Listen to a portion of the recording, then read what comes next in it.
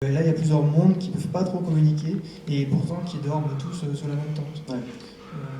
C'est vraiment c'est très vrai, vraiment, pour avoir fait du camping, vraiment, c'est différents enjeux qui se percutent dans un espace très serré.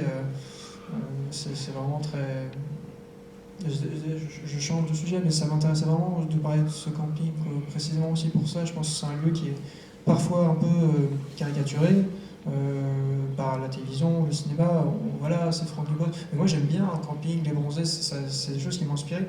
Mais le camping, c'est très très intéressant géographiquement, sociologiquement, je dirais esthétiquement aussi, avec ces haies il y a un voisinage très proche, il y a plein de choses à faire, comme ce film de Lars von Trier, Dogville, où les murs sont juste des traits au sol, et en fait,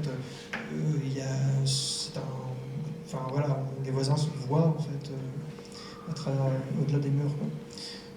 Voilà, dans le camping. Mais pardon, je pense que j'empiète peut-être sur d'autres questions. Oui, mais bon, ça n'empêche pas de les aborder, parce que le camping, c'est intéressant, parce que c'est le monde du faux, en fait. C'est beaucoup le monde du faux. Il y a des descriptions à un moment donné du camping où tout est en toc, en fait, autour de la piscine, les faux arbres, la fausse pelouse, enfin tout est. C'est un monde du toc, et ça va bien avec cette espèce de haine que peut avoir le narrateur contre justement cette vie fausse dans laquelle il va être aspiré. Là, il sent qu'il est dans l'intermonde encore, mais il sent que c'est là qu'on veut qu'il soit, quoi, et c'est là qu'il veut pas être. Oui, il s'agissait vraiment de prendre la carte postale, enfin, de retourner ce lieu comme un gant, la chaleur, on est content d'être en vacances, on est content d'avoir chaud, on est content d'être ensemble. Moi, c'est des affects qui m'étaient étrangers, je ressentais l'inverse. Je voulais les déconstruire et voir que précisément la tragédie ne se niche pas seulement dans les ruelles ou dans la nuit, mais aussi dans celui-là, en plein jour, sous la musique du karaoké, c'est-à-dire précisément un lieu qui nie le tragique. Attends, j'espère que je ne vais pas me disperser, mais c'est ça qui m'intéressait aussi. Ouais. C'est des lieux... Ouais, ça me rend assez fou en fait, cette joie.